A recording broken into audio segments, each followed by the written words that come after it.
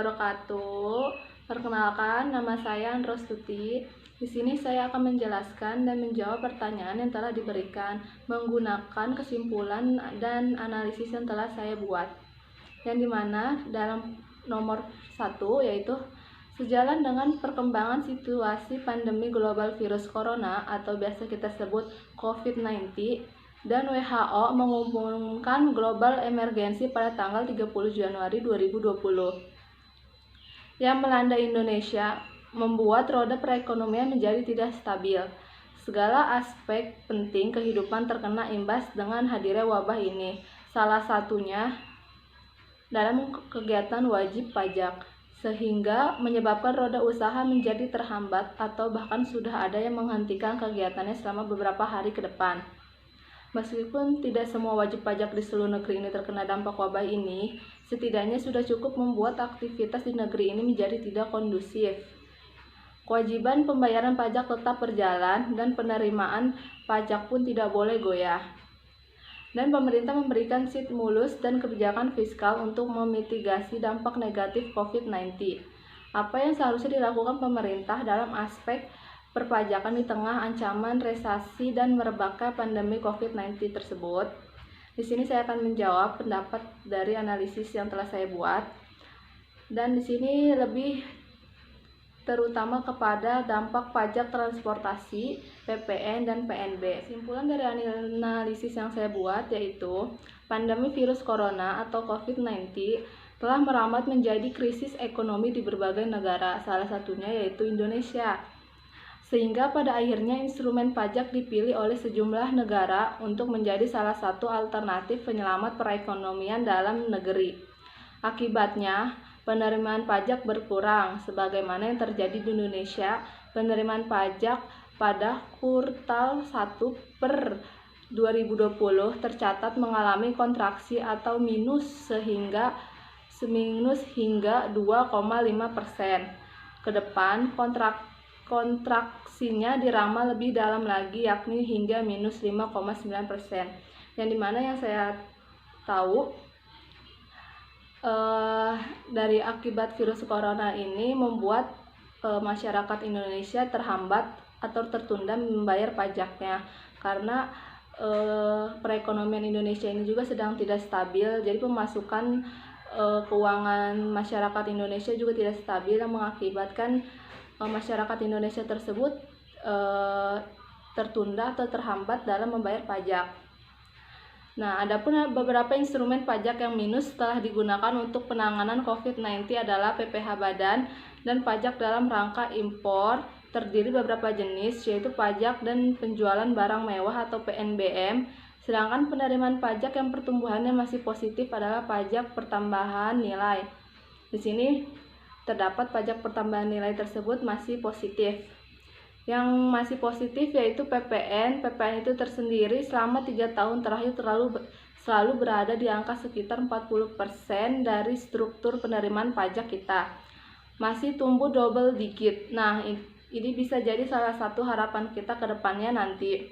Bagaimana pemerintah bisa tetap mempertahankan penerimaan dari PPN itu sendiri. Nah, apa sih yang harus kita lakukan? Nah, di sini yang harus dilakukan adalah relaksi pajak. Kebijakan pemerintah yang melakukan relaksi pajak penghasilan baik pekerja industri, manufaktur, ataupun pajak badan untuk industri manufaktur semestinya diperluas. Pasalnya, perlambatan ekonomi saat ini tidak hanya dirasakan oleh sektor industri manufaktur, tetapi juga sektor-sektor lainnya. Oleh karena itu, pemerintah perlu melakukan relaksi pajak seperti pemberian pemotongan pajak, itu bisa menjadi alternatif. Lalu percepatan pembayaran restitusi dan penundaan pembayaran cicilan pajak kepada sektor-sektor lain. Ini yang telah saya jelaskan sebelumnya. Khususnya yang terkena dampak paling parah seperti sektor transportasi dan pariwisata. Atau bisa juga kebijakan lainnya yaitu membuat kebijakan baru, membuka peluang untuk membuat terobosan kebijakan baru di sisi fiskal, opsi pelebaran defisit anggaran melebihi yang batas ditetapkan Undang-Undang Keuangan Negara diperlukan di tengah semakin banyak kebutuhan belanja negara untuk memberikan intensif kepada perekonomian. Baik, selanjutnya saya akan menjawab dan menjelaskan tentang analisis yang sudah saya dapatkan pada poin 2, yaitu tentang penjelasan mengenai dampak COVID-19 terhadap DPP 23 tahun 2018, yang dimana berdasarkan peraturan pemerintah atau PP nomor 23 tahun 2018 tentang pajak penghasilan atas penghasilan dari usaha yang diterima atau diperoleh wajib pajak yang memiliki peredaran bruto tidak lebih dari 4,8 miliar setahun. Nah, dampak dari COVID-19 ini, pemerintah akan memberikan relaksi perpajakan bagi pelaku usaha yang tergolong kelompok usaha mikro kecil dan menengah atau UMKM yang terdampak pandemi coronavirus disease 2019 atau COVID-19 selama 6 bulan. Jadi pemerintah memberikan keringanan terhadap usaha UMKM selama 6 bulan. Seperti itu. Nah, selanjutnya saya akan menjawab dan menjelaskan pada poin 3, yaitu tentang bagaimana dampak dan penerapan pelaporan akuntansi perpajakan pada masa pandemi COVID-19. Di sini menurut saya, sejalan dengan perkembangan situasi pandemi global virus corona atau COVID-19, Dewan Standar Akuntansi Keuangan Ikatan Akuntansi Indonesia menyadari bahwa ketidakpastian yang dihasilkan dari pandemi ini dapat secara signifikan mempengaruhi pertimbangan entitas dalam menyusun laporan keuangan. Nah, yang dimana DSAK IAI memutuskan untuk menerbitkan publikasi ini sebagai petunjuk khususnya bagi entitas bisnis dalam mengaplikasikan standar akuntansi keuangan yang berbasis prinsip untuk penyusunan laporan keuangannya.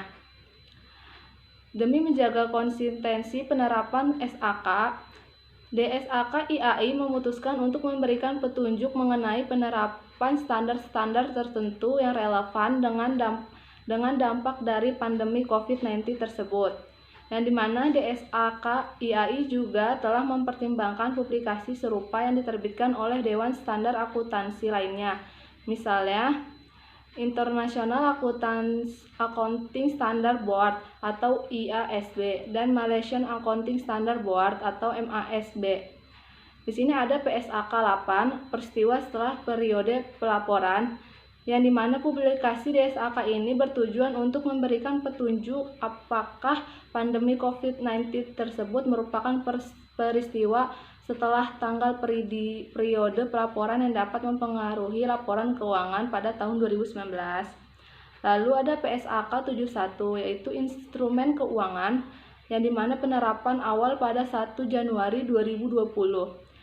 Nah, publikasi ini juga bertujuan untuk memberikan klarifikasi dan panduan dalam mempertimbangkan apakah pandemi COVID-19 dapat mempengaruhi perhitungan kerugian kredit ekspektasi atau KKE atau Expected Credit Loss atau ECL pada tanggal penerapan awal PSAK 71 pada 1 Januari 2020. Dan yang terakhir yaitu PSAK 71, instrumen keuangan, yaitu kerugian kredit ekspektasian atau KKE. Publikasi DSAK IAI ini memberikan petunjuk bagaimana dampak dari pandemi COVID-19 terhadap perhitungan KKE pada tahun 2020, terutama dikaitkan dengan beberapa kebijakan relaksi yang dikeluarkan oleh otoritas atau pemerintah. Nah, berikut jawaban dari kesimpulan analisis yang telah saya buat. Kurang lebihnya mohon maaf. Assalamualaikum warahmatullahi wabarakatuh.